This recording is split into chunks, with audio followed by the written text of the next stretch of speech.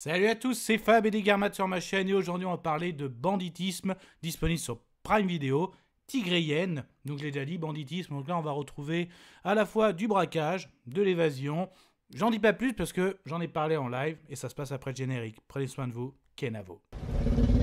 Soit on meurt en héros, soit on vit assez longtemps pour se voir endosser la peau du méchant.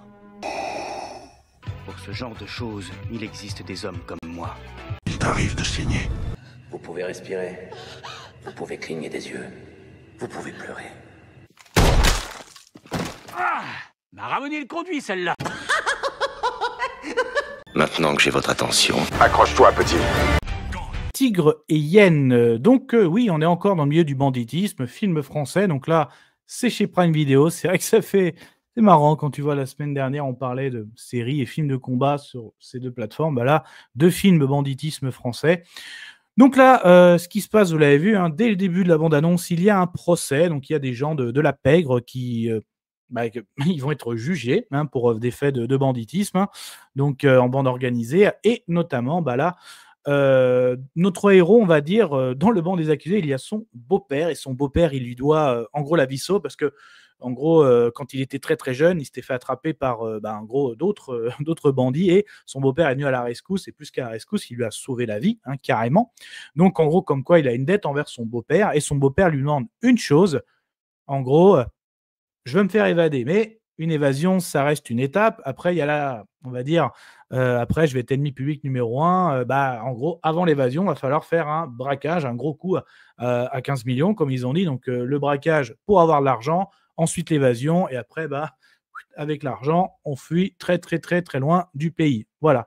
Donc, du coup, va y avoir du recrutement. Donc là, pareil, au niveau du casting, franchement, c'est pas mal aussi, hein. Franchement, les acteurs, je les connaissais pas. Ça joue vraiment pas mal. Ils sont bien investis. Là-dessus, ça fait vraiment plaisir. La cohérence aussi, c'est vraiment bien monté hein, quand du recrutement, à la fois comment ils préparent le braquage, après comment ils préparent l'évasion. Ils vont même, comme ils l'ont vu, hein, ouais, t'es un petit jeune, ils vont le préparer justement comme presque une préparation militaire pour devenir braco. C'est ce qu'on dit, vraiment des professionnels. C'est vraiment pas mal du tout. Moi, j'ai beaucoup aimé voilà, l'organisation, comment c'est bien monté. Même la scène de fin, on la voit dans le palais de justice, hein, où tu vois un duel du gunfight entre gendarmes et entre bandits, hein, on va dire. C'est vraiment pas mal. Hein. Et ils n'ont pas mis les forces de l'ordre vraiment dans. Ils n'ont pas mis les forces de l'ordre ridicules. C'est pas comme dans Taxi où tu vois les policiers qui se prennent tous les poteaux ou qui sont vraiment passés pour des gros mauvais. Là, vraiment, tu vois que au niveau de la gendarmerie, il y a vraiment de la riposte, de la vraie riposte des forces de l'ordre. Et ça, c'est vraiment pas mal du tout. Mais tu sens que le plan était vraiment super bien monté. Donc là, je ne vais pas le donner en détail. Je suis dans du no spoil. Mais moi, pareil, j'ai passé un très bon moment. Donc on a notamment Mademoiselle Nakache qui joue dans le rôle de l'avocate aussi. Donc c'est vraiment bien ficelé. Alors est-ce que ça se met du niveau à un 36 quai des Orfèvres ou un MR73? Pour moi, non.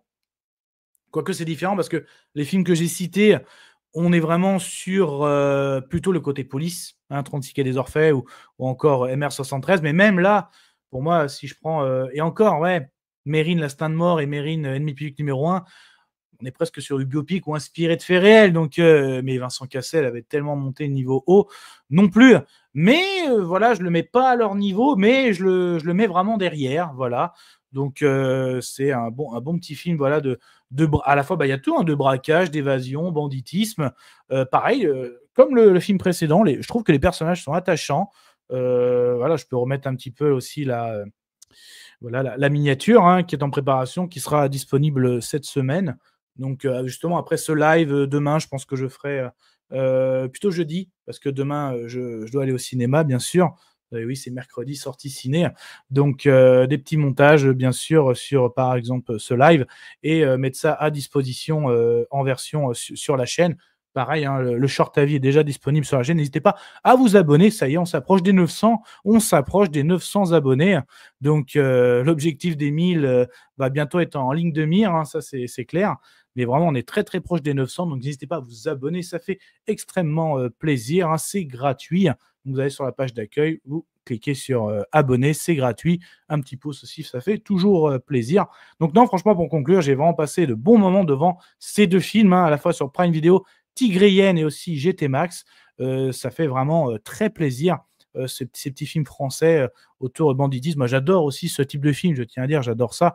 Donc, c'est pour ça, c'était vraiment un grand plaisir. J'ai passé de bons moments devant mes plateformes de streaming. Voilà. Je vous souhaite une agréable soirée. Désolé pour le bordel. Au revoir.